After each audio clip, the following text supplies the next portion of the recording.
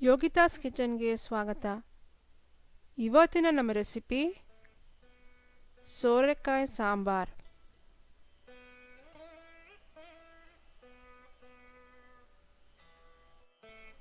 ಇದನ್ನು ಮಾಡೋದಕ್ಕೆ ಬೇಕಾದಂಥ ಪದಾರ್ಥಗಳು: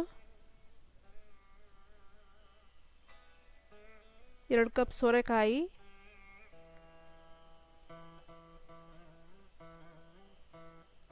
1 ಕಪ್ ಬೇಳೆ, ತೊಗರಿಬೇಳೆ,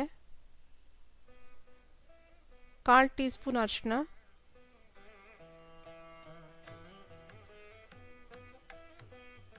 1 ಟೀ ಸ್ಪೂನ್ ಸಾಸಿವೆ,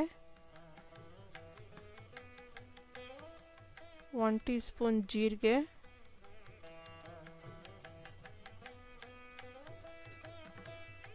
ಚುಟುಕಿ ಇಂಗು, 3 ರಿಂದ 4 ಒಣಮೆಣಸಿನಕಾಯಿ, 1 ಈರುಳ್ಳಿ,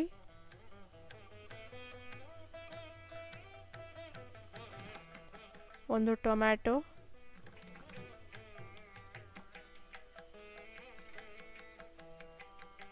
1 ಟೀ ಸ್ಪೂನ್ ಟ್ಯಾಮರಿನ್ ಪೇಸ್ಟ್ ತೊಗೊಂಡಿದ್ದೀನಿ, ಸ್ವಲ್ಪ ಕರಿಬೇವು,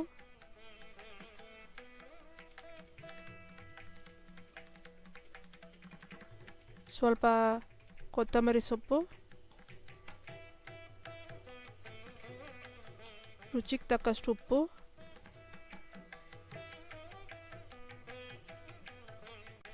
ಒಂದು ಕುಕ್ಕರ್ನಲ್ಲಿ ತೊಗರಿಬೇಳೆ ಹಾಕ್ಕೊಂಡು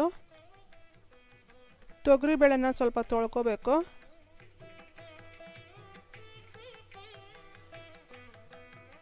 ತೊಳೆದ ನಂತರ ಇದಕ್ಕೆ 2 ರಿಂದ 3 ಕಪ್ಪು ನೀರು ಹಾಕ್ತಾ ಇದ್ದೀನಿ.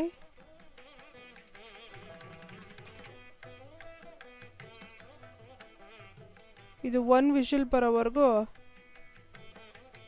ಕೂಗಿಸ್ಕೋಬೇಕು.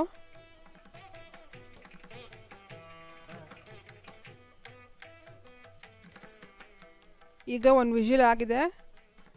ಈಗ ಮುಚ್ಚಳ ತೆಗೆದು ನೋಡೋಣ ಹೇಗಿದೆ ಅಂತ. ನೋಡಿ, ಬೇಳೆ ಕರೆಕ್ಟಾಗಿ ಬೆಂದಿದೆ.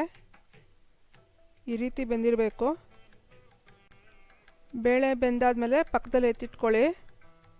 ನೆಕ್ಸ್ಟ್ ಒಂದು ಪಾತ್ರೆಯಲ್ಲಿ ಸ್ವಲ್ಪ ಎಣ್ಣೆ ಹಾಕ್ಕೊಂಡು ಇದಕ್ಕೆ 1 ಟೀ ಸ್ಪೂನ್ ಅಷ್ಟು ಸಾಸಿವೆ ಹಾಕ್ತಾ ಇದ್ದೀನಿ, ಜೀರಿಗೆ,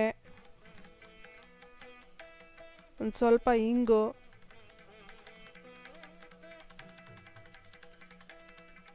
ಒಣಮೆಣಸಿನಕಾಯಿ ಮುರಿದ್ಬಿಟ್ಟು ಹಾಕಿ, ಈರುಳ್ಳಿನ ಹಾಕಿಬಿಟ್ಟು ಸ್ವಲ್ಪ ಫ್ರೈ ಮಾಡಬೇಕು.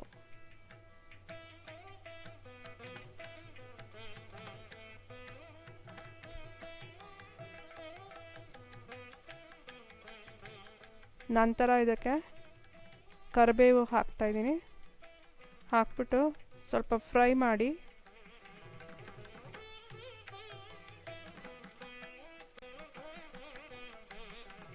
ಇವಾಗ ಇದಕ್ಕೆ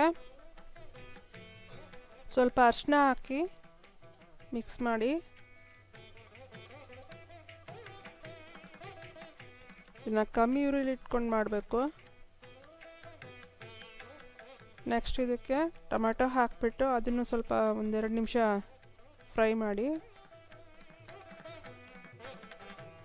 ಸೋರೆಕಾಯಿ ಹಾಕಿಬಿಟ್ಟು ಒಂದ್ಸಲಿ ಮಿಕ್ಸ್ ಮಾಡ್ಕೊಳ್ಳಿ.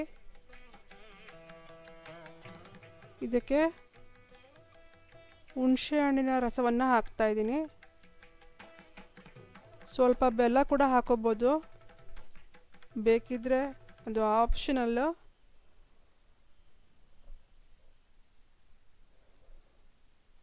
ಎರಡು ಸ್ಪೂನಷ್ಟು ಖಾರದ ಪುಡಿ ಹಾಕ್ತಾಯಿದ್ದೀನಿ, ಸಾಂಬಾರ್ ಪೌಡರ್, ರುಚಿಗೆ ತಕ್ಕಷ್ಟು ಉಪ್ಪನ್ನು ಹಾಕಿ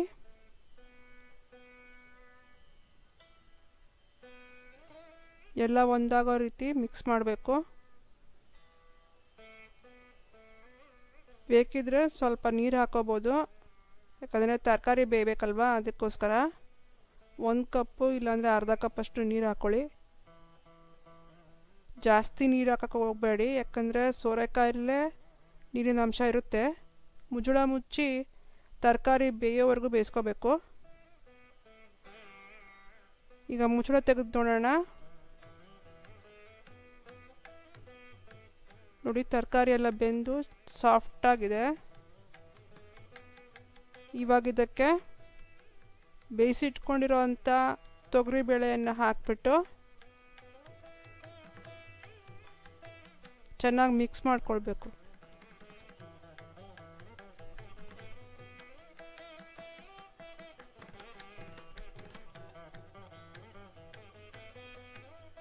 ಸೋರೆಕಾಯಿ ಆರೋಗ್ಯಕ್ಕೆ ತುಂಬ ಒಳ್ಳೆಯದು. ಇದನ್ನು ವಾರಕ್ಕೊಂದ್ಸರಿ ಆದರೂ ಮಾಡ್ಕೊಂಡು ತಿನ್ನಬೇಕು, ಚೆನ್ನಾಗಿರುತ್ತೆ. ಮುಚ್ಚಳ ಮುಚ್ಚಿ ಒಂದು ಕುದಿ ಬರೋವರೆಗೂ ಕುದಿಸಿ. ಇವಾಗಿದು ಸೋರೆಕಾಯಿ ಸಾಂಬಾರು ರೆಡಿಯಾಗಿದೆ. ಮೇಲ್ಗಡೆ ಸ್ವಲ್ಪ ಕೊತ್ತಂಬರಿ ಸೊಪ್ಪನ್ನು ಉದುರಿಸ್ತಾ ಇದ್ದೀನಿ.